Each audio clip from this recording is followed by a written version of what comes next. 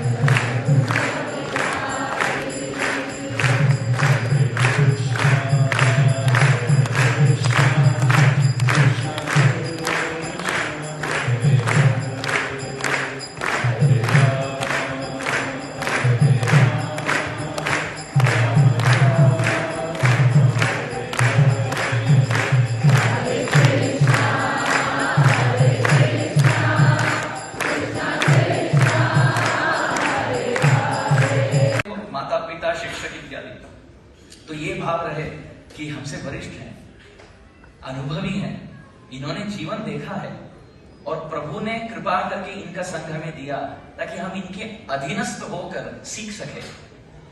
हमारे जो मित्र हैं उनके प्रति ये भाव कि मेरी कोई योग्यता नहीं कि इनसे मैत्री हो सके। कितने अच्छे भक्त हैं ये सब, कितने सरल हैं। आधुनिक अर्वाचीन मानव समाज में कितने लोग हैं जो भिन्न भिन्न धर्म विरुद्ध आचरण में लगे हैं, परंतु ये भक्त कितने सरल चित्त के हैं। 20-25 की आयु में जब पथभ्रष्ट हो सकता था, नशीले पदार्थों का सेवन व्यक्ति कर सकता है, वो सब छोड़कर रविवार के दिन मंदिर में भागवतम सुनने बैठे हैं। कितने सरल चित्त के भक्त हैं। जब हम इस भाव से सबको देखने का प्रयास करें और प्रभु के सेवा में लगे, प्रत्येक व्यक्ति की सेवा में लगे, तो प्रभु द्रवीभूत होकर अपने गुण को प्रदान करते हैं। पृथु महाराज ऐसे एक महान नेता थे, ओपन हार्ट करते बिना एनेस्थीसिया का। नरसिंहदेव देखिए जब हिरण्यकशिपु का वक्षस्थल फाड़ रहे थे, पूछा तक नहीं कि लोकल एनेस्थीसिया की general anaesthesia. He came, he saw, he conquered. सब तैयार आए थे प्रभु। मास्क जिस प्रकार डॉक्टर रेडी होता है, नर्स को कहकर सब तैयार रख देता है, ऑपरेशन थिएटर तैयार, उसी प्रकार नरसिंहदेव तैयार। मास्क था, line mask, nails were ready, सब ले आए थे, स्तंभ तोड़कर आए, ऑलरेडी चलो बैठ जाओ।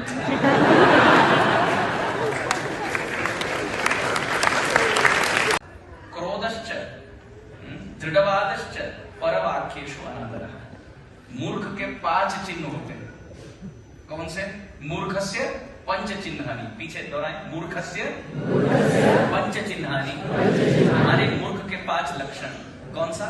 गर्व माने गर्विष्ठ होना, दुर्वचन दूसरों से कटु वचन कहना, ये दूसरी बात। तीसरा क्रोधश्च, क्रोध कुपित होकर व्यवहार करना।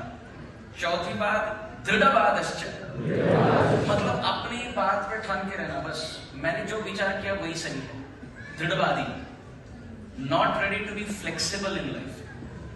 पृथु महाराज के जीवन में देखिए कितनी दीनता, कितना अकिंचनता। 99 अश्वमेध यज्ञ के बाद अब शतक्रतु ये नाम घोषित होने वाला है, मानो 100 अश्वमेध यज्ञ किए पृथु महाराज, ऐसे घोषित होने वाला है। ये केवल इंद्र ने किया 100 अश्वमेध यज्ञ, इसलिए उनका नाम शतक्रतु है। इंद्र का एक नाम शक्र है, शक्र। क्यों?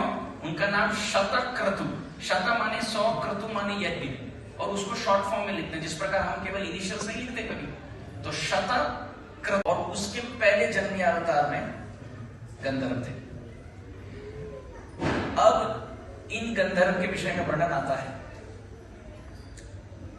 स्वर्ग में अवसर हुआ हरि कथा और हरि स्तुति की, हरि गुणगान का। गंधर्व का सुंदर कंठ, मधुर कंठ, तो गंधर्व गाने लगे और हरि की स्तुति गा रहे थे। 4 लोगों ने ताली बजाई तो कहा, बढ़िया, बहुत सुंदर कंठ है आपका, बढ़िया कंठ है। अच्छा, और 2 बातें सुना दो।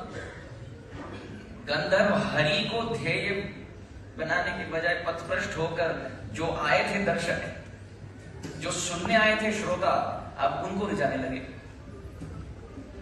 श्रोताओं को इष्ट बनाकर गंधर्व उनको रिझाने लगे। अवसर था हरि कीर्तन का, और गंधर्व बन के दूसरों को इष्ट बनाकर दूसरों की प्रसन्नता, दूसरों की संतुष्टि और उनसे वाह का, इसकी अभिलाषा जागृत हुई। गंधर्व के पद से च्युत होकर दासी पुत्र बनना पड़ा। भक्त थे, हरि कीर्तन का सौभाग्य था स्वर्ग में देवताओं के समक्ष, पर चित्त में इच्छा दूसरी हो गई। सेवा तो वही चल रही है हरि कीर्तन की, परंतु ध्येय लक्ष्य संसिद्धिर हरितोषण नहीं था। हरि के कीर्तन और हरि के कथा का अंग जो प्रभु के संतुष्टि के लिए, वही करते करते मंडनम लोकरंजनम, लोगों को ही अपना इष्ट बनाकर कौन वाह कर रहा है, कौन फोटो ले रहा है, कौन वीडियो चला रहा है, कौन कितनी ताली बजा रहा है, मेरे कीर्तन में कितने लोग आए। यदि गंधर्व होकर, देवताओं के समक्ष होकर, प्रभु कथा प्रभु कीर्तन का भी सौभाग्य प्राप्त होकर और सुंदर कंठ भी होकर, यदि हमारी इच्छा, हमारी वांछा, अंदर चित्त में अभिलाषा बदल जाए, तो ऐसे गंधर्व को दासी पुत्र बनना पड़ेगा।